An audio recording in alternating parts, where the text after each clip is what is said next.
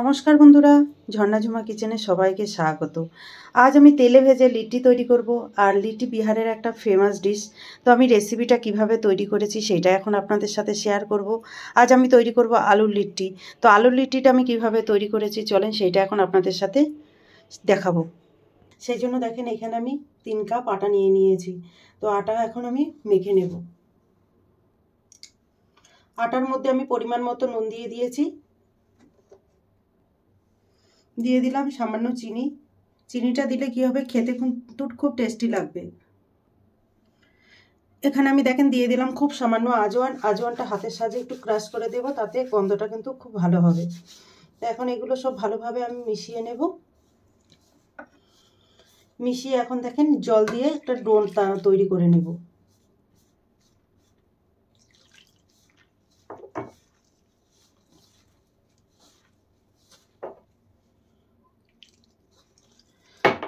Soft করে do তৈরি করতে হবে।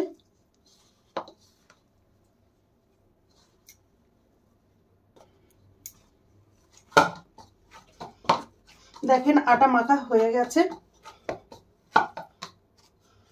আর একদম সফট করে আমি মেখেছি। এখন এটাকে আমি ঢেকে রেখে দেব। এখন আমি একটা চাটনি তৈরি করে নেব। চাটনি তৈরি করার জন্য দেখেন এখানে আমি নিয়ে নিলাম ধনেপাতা আর মিক্সির জার নিয়ে নিয়েছি। মিক্সির জারে এখন আমি ধনেপাতা দিয়ে দিলাম। দিয়ে দেবো দেখেন কাঁচা লঙ্কা, 4টে কাঁচা লঙ্কা নিয়েছি, ঝালটা আপনাদের পছন্দ মতো দেবেন। দুটো দেখেন ছোট সাইজের টমেটো নিয়েছি, লসুন আর আদা। এটাকে ভালো করে পেস্ট করে নেব।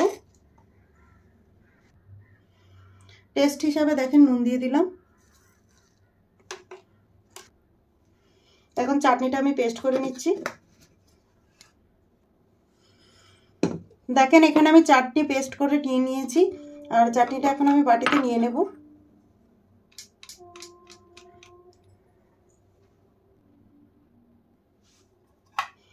এখানে দেখেন 4টে আলু সেদ্ধ করে নিয়ে নিয়েছি। এখন আলুগুলো আমি খোসা ছাড়িয়ে নেব, ভালো করে পরিষ্কার করে নেব।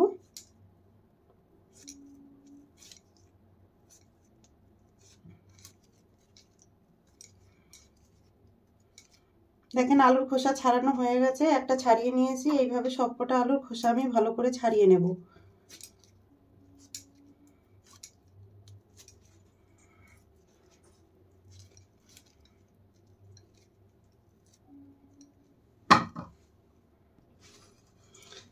আলুর খোসা ছাড়ানো হয়ে গেছে, এখন আমি আলুগুলো একটু ম্যাশ করে নেব।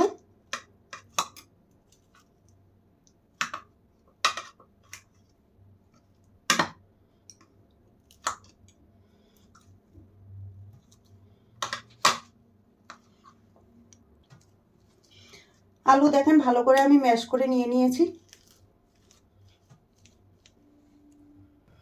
গ্যাসে আমি কড়াই চাপিয়ে দিয়েছি আর কড়াই ভালোভাবে গরম হয়ে গেছে। দিয়ে দিলাম সর্ষের তেল। তেল ভালোভাবে দেখেন গরম হয়ে গেছে, দিয়ে দিচ্ছি কুচনো পেঁয়াজ, কুচনো রসুন, কুচি কুচি করে দেখেন কাঁচা লঙ্কা কেটে নিয়েছি, সেটা দিয়ে দিলাম। আর আপনারা যদি নিরামিষ তৈরি করতে চান তাহলে সেক্ষেত্রে এখানে আদা ফোড়ন আর কাঁচা লঙ্কা ফোড়ন দিয়ে তৈরি করবেন। এখন রসুন, লঙ্কা আর পেঁয়াজটা একটু ভালো করে ভেজে নেব।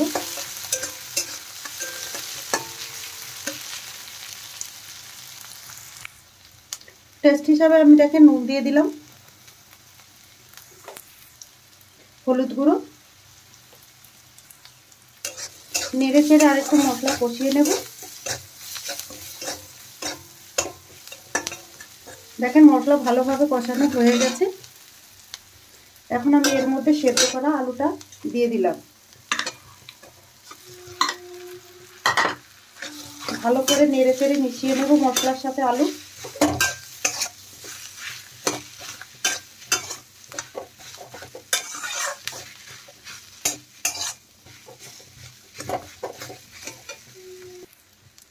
দিয়ে দিলাম আমচুর পাউডার। আমচুর পাউডারটা যদি আপনাদের কাছে না থাকে তাহলে সেক্ষেত্রে না দিলেও চলবে, সামান্য একটু লেবু রস দিলেও হবে।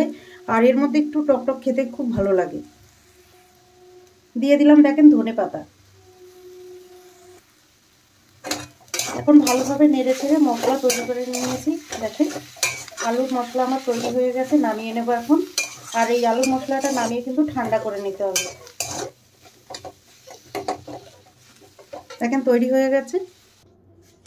দেখেন আলুর মশলা আমি বাটিতে নিয়ে নিলাম, নিয়ে এটাকে ভালো করে ঠান্ডা করে নেব। কিন্তু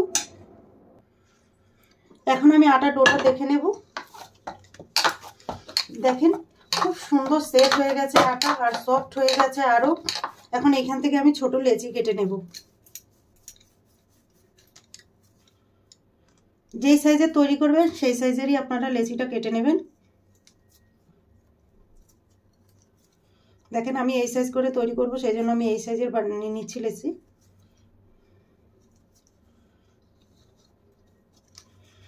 এইভাবে গোল করে নেব।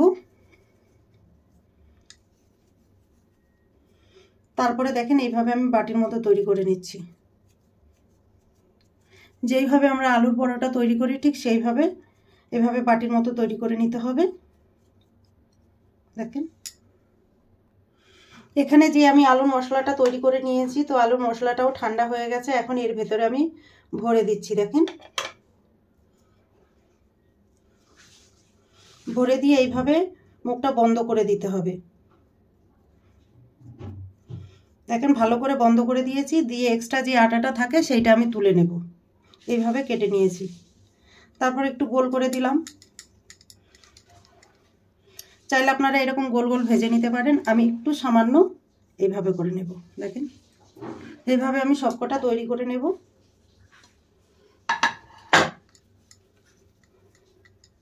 আরও একটা আমি তৈরি করে নিচ্ছি। দেখেন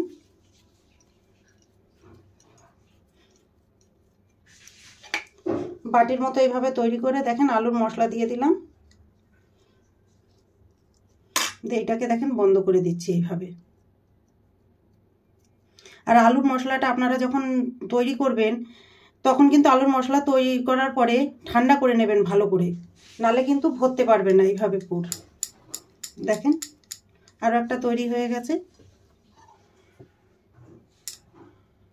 দেখেন আমি কয়েকটা বানিয়ে নিয়ে নিয়েছি, এখন এগুলো আমি ভেজে নেব। কড়াইতে দেখেন তেল চাপিয়ে দিয়েছি, আর তেল ভালোভাবে গরম হয়ে গেছে। এখন আমি ভেজে নেব।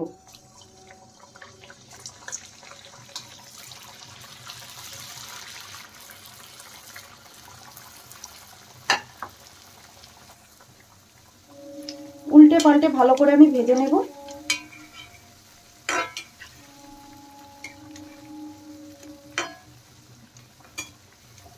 দেখেন এক সাইড ধীরে ধীরে কালার হয়ে গেছে।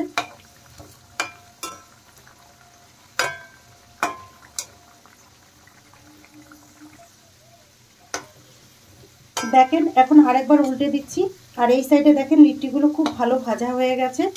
আর লিট্টিগুলো যখন আপনারা ভাজবেন তখন কিন্তু গ্যাসের ফ্লেমটা মিডিয়াম রাখবেন, তাহলে কিন্তু খুব সুন্দর ক্রিস্পি করে ভাজা হবে, আর খেতে কিন্তু দারুণ লাগে। আর এইটা কিন্তু লিট্টি সাধারণত বিহারের একটা ফেমাস খাবার।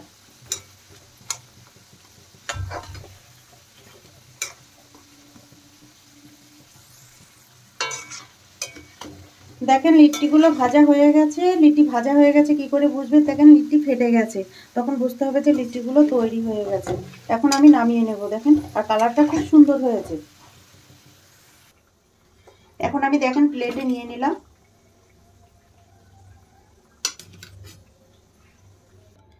তৈরি হয়ে গেছে আলুর লিট্টি। এই রেসিপিটা যদি আপনাদের ভালো লাগে তাহলে আমার চ্যানেলটাকে সাবস্ক্রাইব করবেন, লাইক করবেন, কমেন্ট করবেন, আর অবশ্যই শেয়ার করবেন।